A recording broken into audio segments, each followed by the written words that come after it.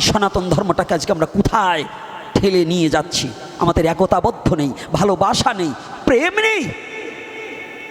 সনাতন ধর্মে ভ্রাতৃত্ব, মাতৃত্ব, প্রেম দেওয়ার জন্য গৌরহরি এবং প্রতিটা শাস্ত্র আমাকে কিভাবে ভ্রাতৃত্ব প্রেম, মাতৃত্ব প্রেম, বন্ধুত্ব প্রেম শিক্ষা দেবার নিমিত্তে আমাদের সমস্ত গ্রন্থে বেদ হইতে চৈতন্য চরিতামৃত পর্যন্ত কোন জায়গায় সংসার জীবনের কথা লেখা নেই? একটা সংসার কিভাবে উন্নত হবে, একটা সংসারে কিভাবে প্রেমের বন্ধনে একটা পাড়া প্রতিবেশী কিভাবে চলবে, একটা বাড়ি কিভাবে চলবে, এর নির্ধারণ এবং এই সংবিধান একমাত্র সনাতন ধর্মের সমস্ত শাস্ত্রে এটা দেওয়া আছে।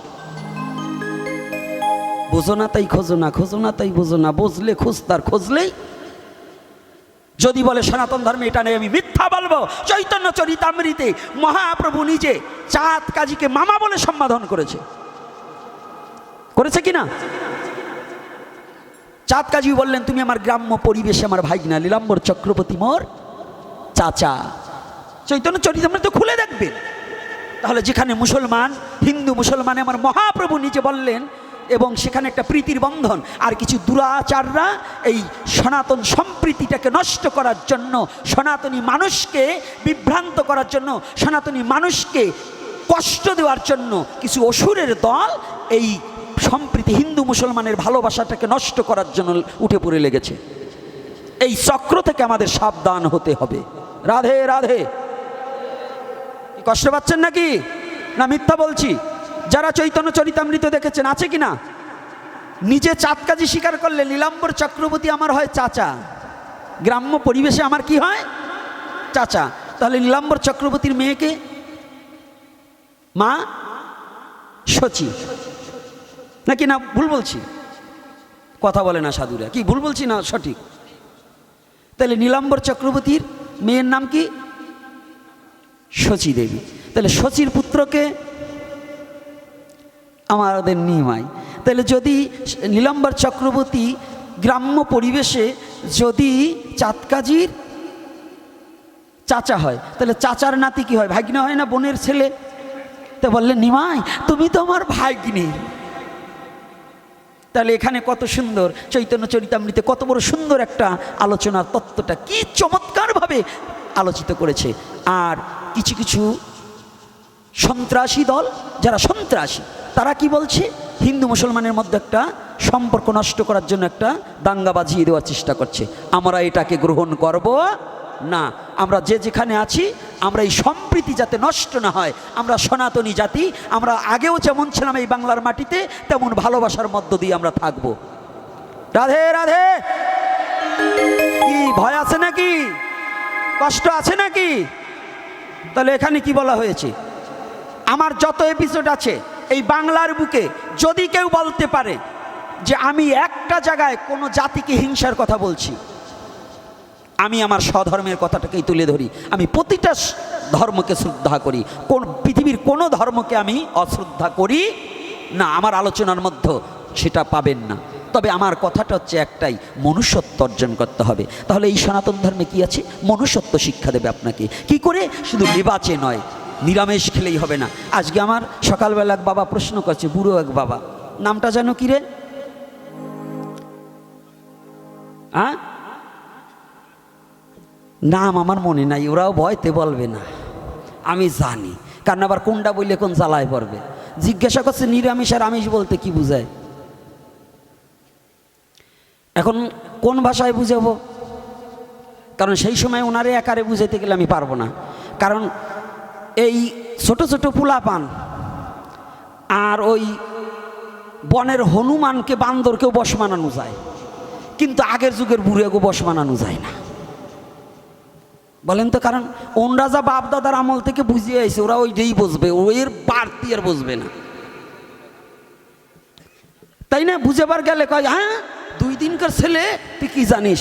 আরে বাবা, তুমি যখন গেছো এইখান থেকে ওই রাজের পর্যন্ত আইটি যাইতে হয়েছে, তাই এরকম পাকা রোড ছিল না, তোমার বাবা ওই রোড দিয়ে হাঁটে নাই, আর এখন পাকা রাস্তা, নাইসি নাইসি ভ্যানে যাও, বুড়িয়ে বসে আইটি দেখছো কেমন ঠেকতো। যদি সেই আগের দিন হইতো, তাইলে সেই আগেরটা নিয়ে এখন পথ চলা যাবে না। তাহলে কি? যুগধর্ম প্রবর্তনম, যখন যে যুগে যে ধর্মটা এসেছে সেই ধর্মটা গ্রহণ করাই, এটার নামই সনাতন ধর্ম। এটাকে মেনে নিতে হবে। এজন্য আমিষ আর নিরামিষ বলতে কি বুঝায়, যদি সন্ধি বিচ্ছেদ করিয়ে যদি বুঝাতে যাই তাহলে ভাব অর্থ আলাদা হয়, আর যদি সরাসরি বুঝাতে চাই তার ভাব আলাদা হয়। কি আমিষ নিরামিষ, নিরামিষ কোনো কথাই নেই, এটা হচ্ছে বাংলা গেয় ভাষা নিরামিষ। আর আমিষ এটাও কোনো আমাদের কোনো ভাষায় না, এটা কি বিজ্ঞান প্রযুক্তিতে বৈজ্ঞানিক ভাষায় আমিষ বলা হয়, প্রোটিনের জগতে নাকি। এই কোনো বিজ্ঞান প্রযুক্তির ছেলে থাকলে কি এটা কি বিজ্ঞানে আমিষ বলা হয়েছে না? নিরামিষটা হচ্ছে কি গেও বাংলা। কেন? সাধু ভাষায় কোনো নিরামিষ কথা বলা হয়নি। আমাদের শাস্ত্রীয় ভাষায় আছে রাজসিক, তামসিক, সাত্ত্বিক। গীতায় কি বলা আছে? এই গীতায় কি বলা আছে? সাত্ত্বিক, রাজসিক, তামসিক। তাহলে বাবা জেনে নিন, সাধুরাও আমিষ খায়।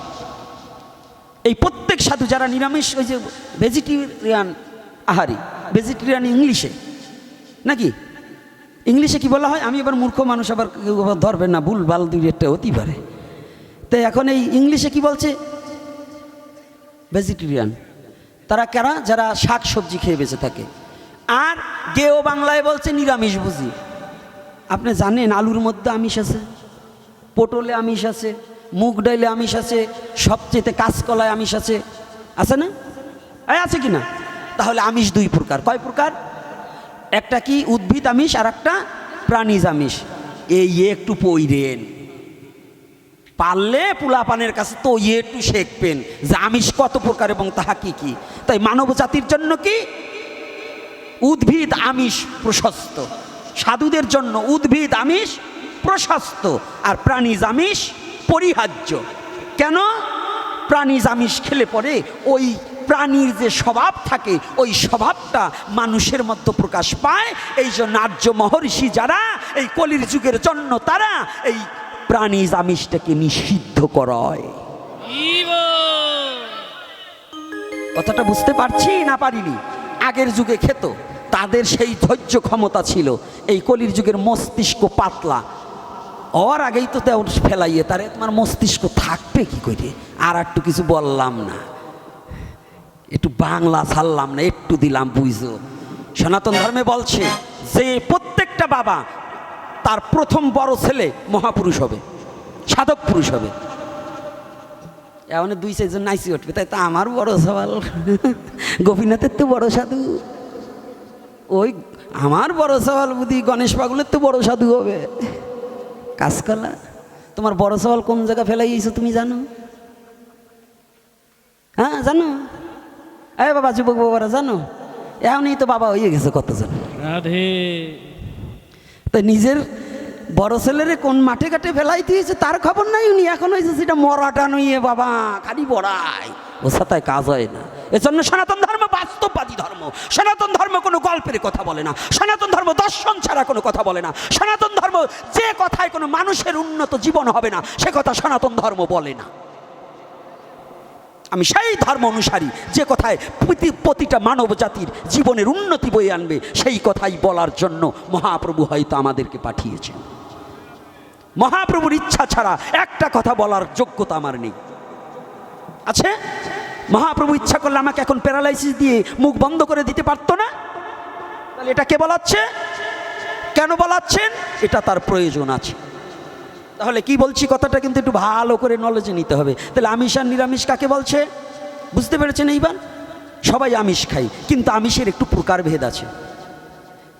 নারী, আপনি যাকে বিবাহ করেছেন সেও নারী, আপনি যাকে জন্ম দিয়েছেন একটা মেয়ে সেও নারী। কিন্তু স্ত্রীর সাথে যা ব্যবহার করা যায় পুত্রবধূর সাথে তা যায় না। যায়? মেয়ের সাথে তাই যায়, ঝিয়ারির সাথে তাই যায়। এখন যদি নারী বলতে সব আপনি একাকার করবার চান তাহলে ফলাফল জিরো, হিরো হতে পারবেন না। সনাতন ধর্ম বললেন কি বলেছে?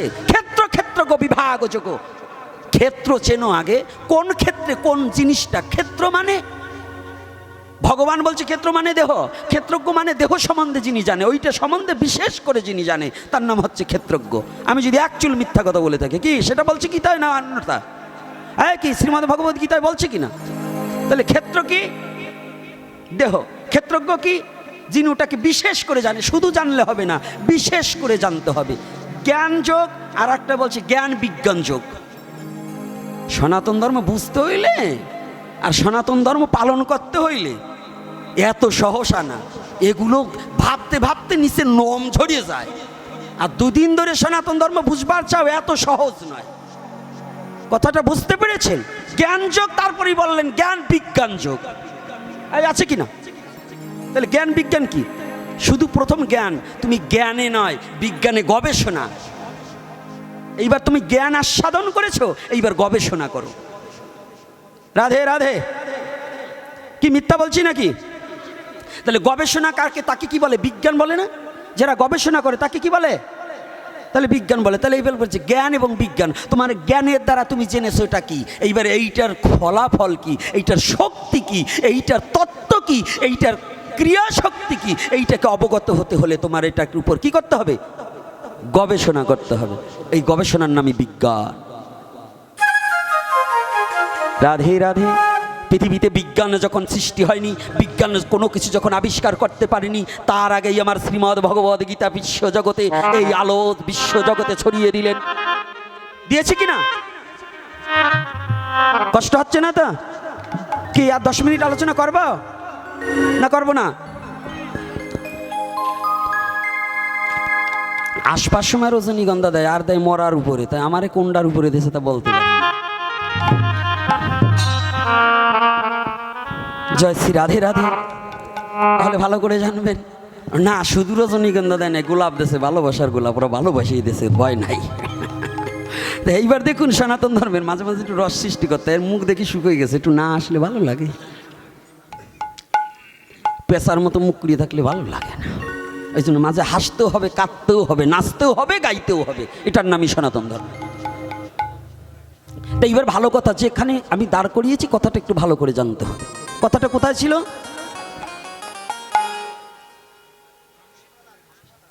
হ্যাঁ, ধরিয়ে রাখছি। তাহলে এইবার কি বলছে? আমিষ আর নিরামিষ গেল নাকি? আমিষ নিরামিষ গেছে। আমাদের নিরামিষ কোনো শুদ্ধ ভাষা নয়, এটা গ্রাম্য ভাষা। তাহলে আমাদের শুদ্ধ ভাষা কি? সাত্ত্বিক, রাজসিক, তামসিক। তবে আপনাদের এই ভ্যান্নাবাড়ি আর আমগ্রাম আর এই চৌরি বাড়ি, হিন্দু বাড়ি যে কটা মুরগি দেখছি, আমাদের অঞ্চলে মুসলমান বাড়ি সেই কটা মুরগি নাই।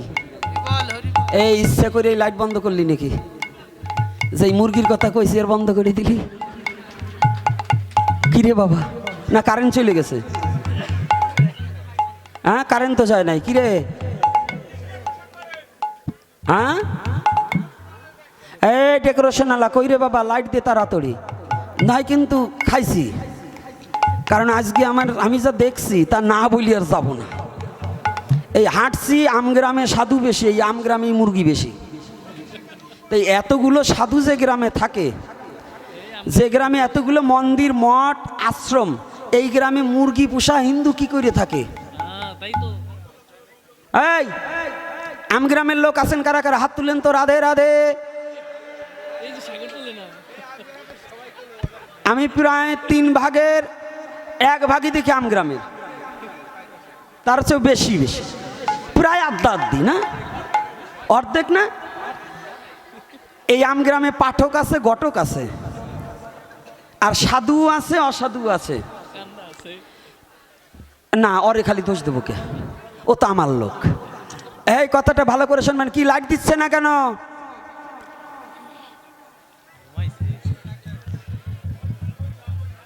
লাইনে লোককে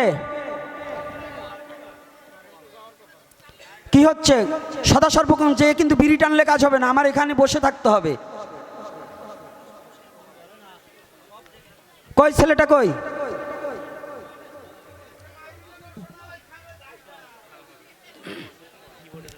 হ্যাঁ, এই উৎপলকে ব্যস্ত করে আমার লাইটের ব্যবস্থা করা হোক। আসলে যদি মুখ না দেখা হয় কথা বলা যায় না। আপনারা বসুন, আপনারা উঠবেন না।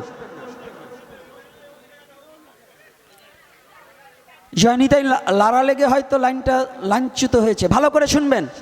আমার এই মালার কথাও বলবো, আরও জ্বালা আছে সেটাও বলবো, কিন্তু আগে যে দুঃখটা, এই আপনারা শুনতে পাচ্ছেন তো? লাইট যদি তাড়াতাড়ি লাইনম্যান না দেয় তাহলে কিন্তু 2000 টাকা কাটা, তারে বুঝবানি। আচ্ছা রাখেন, আমার কথাটা একটু ভালো করে শুনেন। আমগ্রামের এতগুলো বাবারা মায়েরা আছেন, আপনাদের আমগ্রামে যত হিন্দু এই 2-4 গ্রামে এত নেই। তবে এই আমগ্রামের হিন্দু বাড়িতে কেন মুরগি, এই প্রশ্নটা আমি চাই। যে গ্রামে এত গোসাই এবং গুরু, রাগ করছেন নাকি? হ্যাঁ, এই কষ্ট হচ্ছে আপনাদের? সত্য কথা বলতে আমার বাবারও ভয় পাই না। তাহলে আপনি যদি এইখানে আমার মুসলমান বাবারা আসছে কয়েকজন, আমি দেখছি আমার কয়েকজন মুসলমান বাবাও আসছে। তা আমার কথা, কোনো মুসলমান বাবাকে 10 লক্ষ টাকা দিয়ে তার বাড়িতে একটা শুয়োর পালাতে পারবেন? তারা তার ধর্মটাকে কত চমৎকার ভালোবাসে, কত সুন্দর ভালোবাসে, যে 10 লক্ষ টাকা দেবেন আপনি, তারপরেও তার বাড়িতে 3 দিন একটা শুয়োর বেঁধে রাখতে পারবেন না। আর এই হিন্দু জাতি কত বড় নিকৃষ্ট হয়েছেন জানেন? এই চাবন জাতি, যারা বড় বড় লিকছার মেরে ঘুরে বেড়াও, গলায় তুলসীর মালা লইয়ে ঘুরে বেড়াও, তোমার বাড়ি যদি মুরগি থাকে তোমার বাড়ির জল গোবিন্দ সেবায় দেওয়া উচিত না, কোনো সাধুগুরু বৈষ্ণবের সেবা করা উচিত না।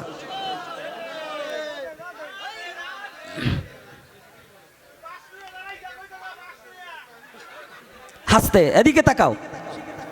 কি আমার কথায় কি কষ্ট পাচ্ছেন আমগাই বাবারা? আপনাদের উচিত যার বাড়ি মুরগি পোষা তার সাথে কোনো সম্বন্ধ না রাখা।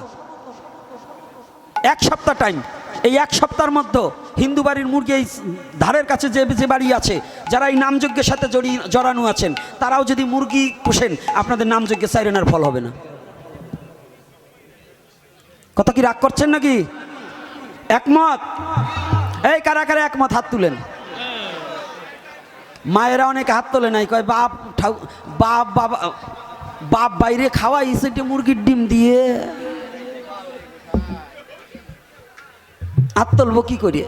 আস্তে। আর ভালো শাড়ি পরিয়ে আসলে কিন্তু ভক্ত সঙ্গ হবে না, মানে তো আমি ভিখারি।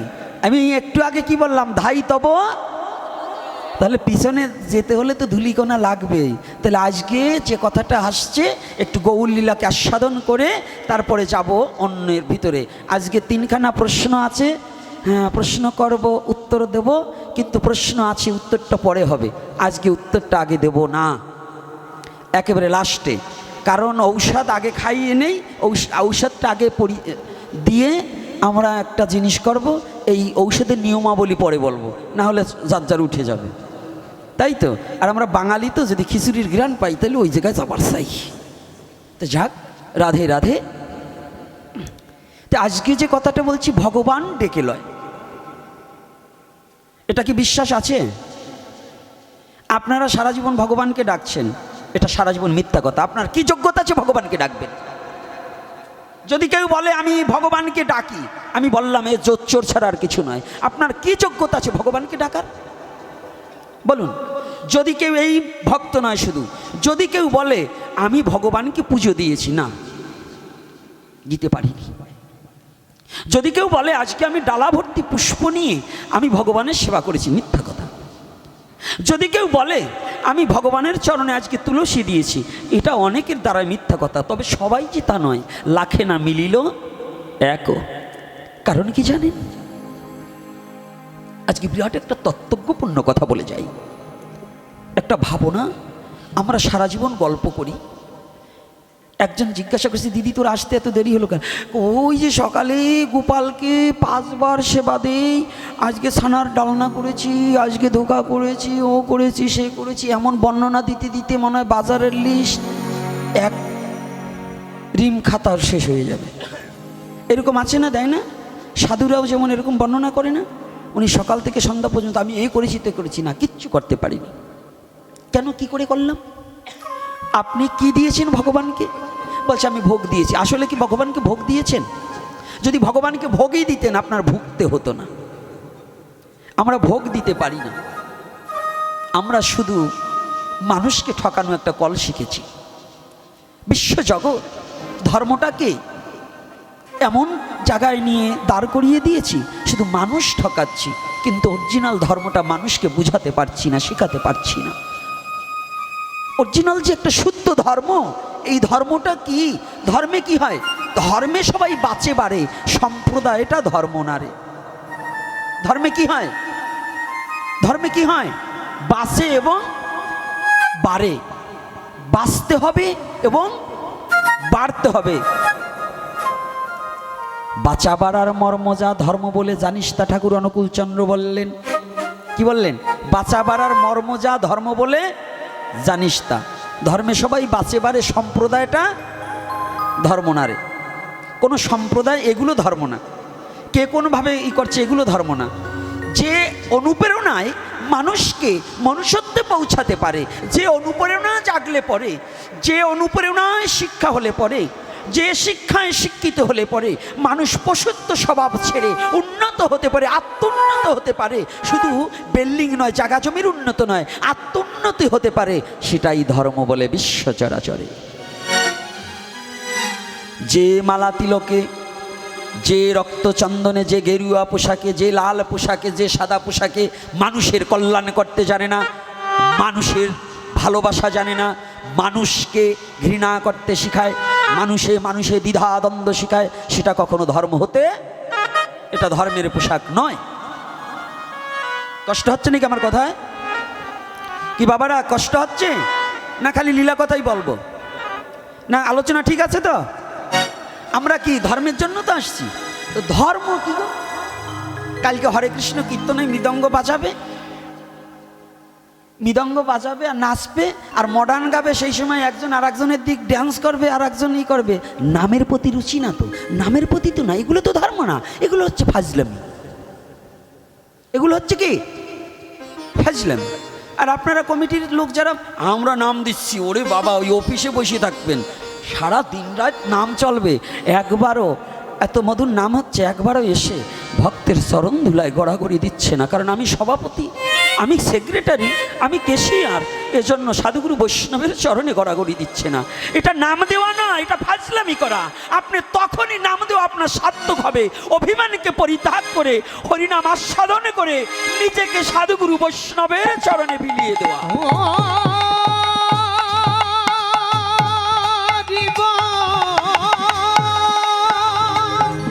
ধর্ম কিন্তু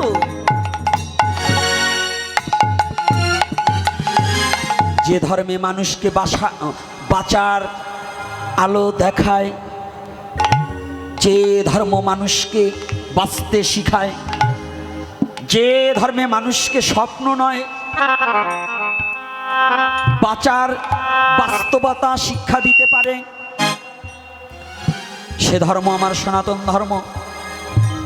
এই সনাতন ধর্মের আদর্শটা যদি আপনি প্রতিপালন করেন, তাহলে ভগবানকে আপনার ডাকতে হবে না। ভগবান আপনার দরজায় এসে ডেকে আপনাকে বলবে, চল তোকে আমার পুষ্পরথে আমি নিজে রথের রথী হয়ে তোকে আমি উদ্ধার করে দেব। উদ্ধারের জন্য কারো কাছে দৌড়াতে হবে না। স্বর্গে যাবার চেইন না, স্বর্গে যায় বোকা লোকে। স্বর্গে যারা স্বর্গ সুখ কামনা করে, বৈকুণ্ঠ সুখ কামনা করে, এগুলো হচ্ছে বোকা। কারণ ওদের আসা যাওয়া আবার জন্ম মৃত্যুর আবর্তন চক্র থেকে নিষ্কৃতি পাবে না। আর যদি কেউ ভগবত ধামে যেতে পারে, ভগবানের চরণে প্রান্তে যেতে পারে, তারার আসা যাওয়া বারণ হয়ে যাবে। তারার এই মর্ত্যলোকের যন্ত্রণা, জন্ম মৃত্যু আবর্তন চক্রের এই যন্ত্রণা ভোগ করিতে হবে না। হবে কি? হবে কি? তাহলে আমাদের মূল উদ্দেশ্যটা কি? মুক্তি পাওয়া। তাহলে মুক্তি কি? সাযজ্য, সালোক্য, সামপ্য, শাস্তি, নির্বাণ। নির্বাণ মুক্তি পেতে হলে পরে কি কর্ম করিলে হয়? শুধু মালা তিলক ফোঁটা কাটলে কাজ হবে না। মালা তিলক পড়লাম আর জীবন ভরে শয়তানি করলাম, জমির আয় মালাও পড়ছি, তিলকও ধারণ করছি, গেরুয়া পোশাকও পরছি, জমিতে গেলে পরে পরের জমির আইল কুবাইয়ে চিকন বানাইয়ে নিজের জমি বাড়াইয়ে নিলাম। এই ধর্মে কি হলো? এই আছে কি না? কথা বলেন না, কে ভয় পান নাকি? আবার যেটা ওই কাম করে এখানে বসে ভাবতেছে আমি যে আইল কাটি গুসাই জানে কি করি।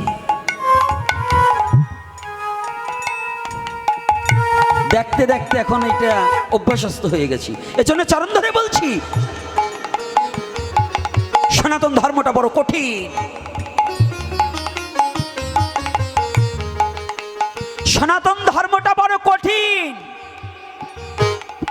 লিবাচে সনাতন ধর্ম নয়। তবে বলবেন এতগুলো মালা পড়েছেন কি? এটা আমার ব্যক্তিগত স্বাধীনতা, ভালোবাসি তাই। আপনারা মায়েরা বাবারা যেমন চেন নিয়ে বিভিন্ন অলংকার নিয়ে সাজেন, আমাদের বৈষ্ণব আচার্যগণ বললেন তুলসীর হার যে না পরে ছাড়, তুলসীর হার যে না পরে ছাড়, ও তুলসীর হার যে না পরে ছাড়, তুলসীর হার যে না পরে ছাড়, বলি তাহার জন্ম বৃথা, তাহার জন্ম বৃথা, তাহার জন্ম বৃথা, তাহার জন্ম বৃথা।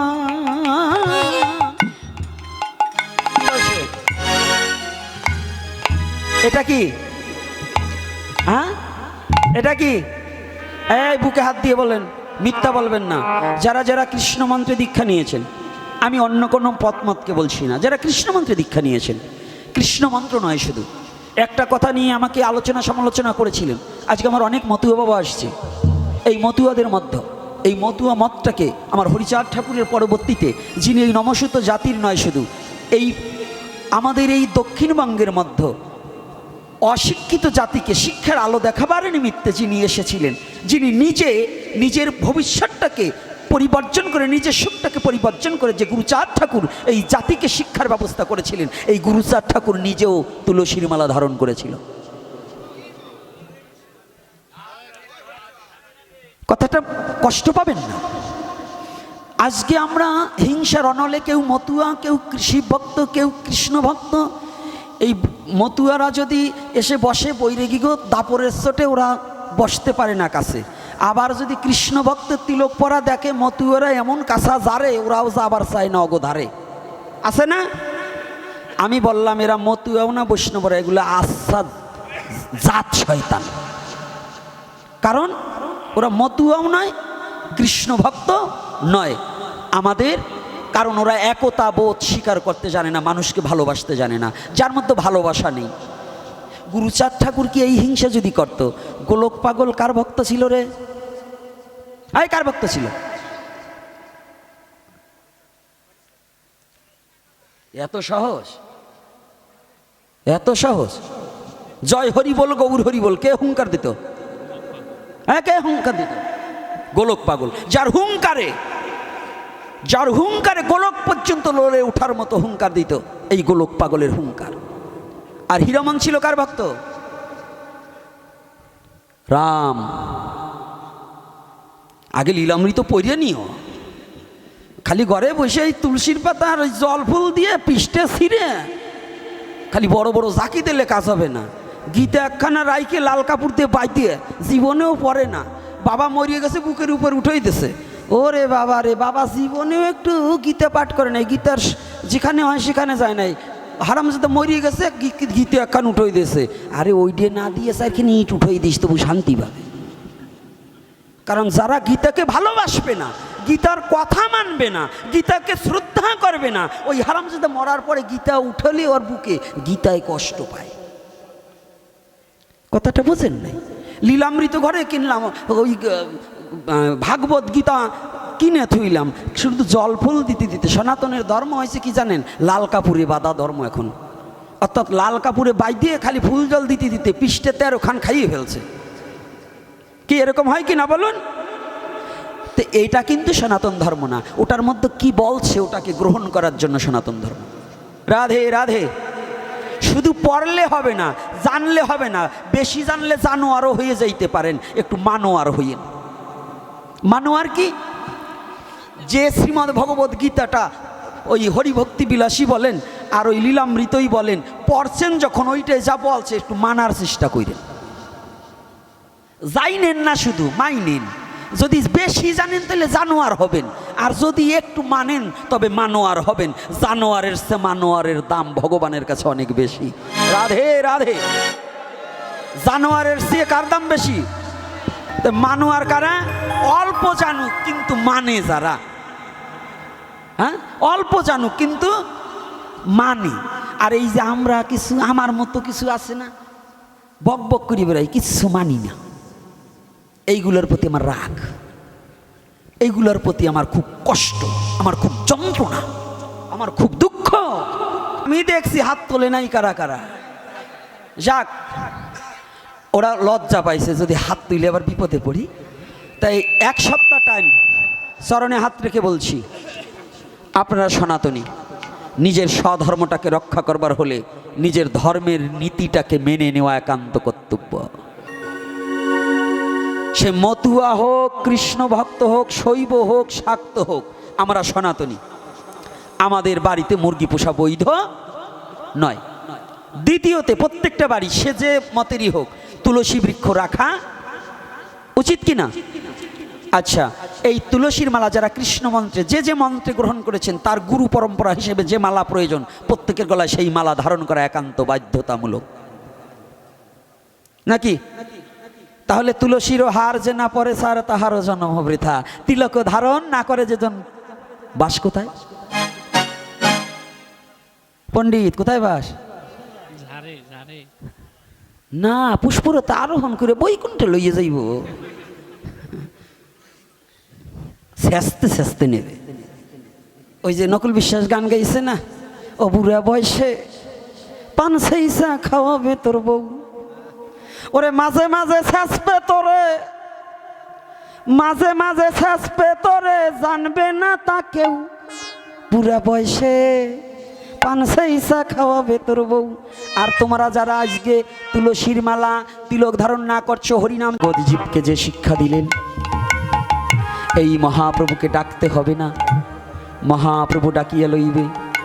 শুধু যদি অর্থের গৌরব, রূপের গৌরব, ধনের গৌরব পরিত্যাগ করিয়া আমি তোমার হলাম বলিয়া যদি কেউ ভগবানের চরণে আত্মসমর্পিত হতে পারে, আমার ভগবান বললেন তোদের আমার ডাকতে হবে না। আমি কি করব? আমি ডাকিয়া লইব, ডাকিয়া লইব, আমি ডাকিয়া লইব, ডাকিয়া লইব। তোরা আমায় ডাকিস বা না ডাকিস, ডাকিয়া লইব। তোরা আমায় ডাকিস না বা ডাকি, ডাকিয়া লইব, আমি ডাকিয়া লইব, ডাকিয়া লইব। রাধে রাধে। ভগবান কি বলছে? আমি কি করব? হ্যাঁ, ডাকবে তো? বলছে শুধু তা না, আমি খুঁজিয়া লইব, খুঁজিয়া লইব, আমি তোদের খুঁজিয়া লইব, খুঁজিয়া লইব। তোরা আমায় খুঁজিস বা না খুঁজিস, আমি খুঁজিয়া লইব। তোরা আমায় না খুঁজিলেও খুঁজিয়া লইব। রাধে রাধে। আমি খুঁজিয়াও লইব। কেমন? পুত্র যখন হারিয়ে যায় হাটের ভিতরে, বাবা পুত্র বলে বিশ্ব জগতে বাজারের চতুর্দিকে চিৎকার করে, মানব জীবী যখন অমানিসার অন্ধকারে হারিয়ে যায়, আমার ভগবান তখন ভক্তকে ধরিবার নিমিত্তে, ধরিবার নিমিত্তে ভগবান ভক্তকে খুঁজিয়া লয়, খুঁজিয়া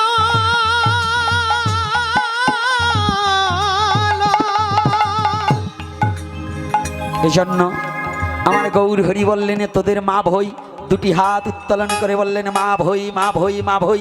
হে জগৎ জীব, কলিহত জীব, তোদের আর কোনো ভয় নেই, ভয় নেই। তবে হ্যাঁ সনাতনী জাতি, মা ভাই, ভুলেও বাংলাকে পরিত্যাগ করার চিন্তা ভাবনা আমরা করব না। যে বাংলার জমিনে, যে বাংলার মাটিতে আমার মহাপ্রভু এসেছে, দয়ার অবতার, করুণার অবতার, প্রেমের অবতার এই বাংলার মাটিতে এসেছে। কোন মাটিতে? বাংলার মাটিতে। সেই বাংলা আমার জন্মভূমি, আমি গর্বিত। আর এই বাংলাকেই আমরা ভালোবাসি, নাকি? বাসি কিনা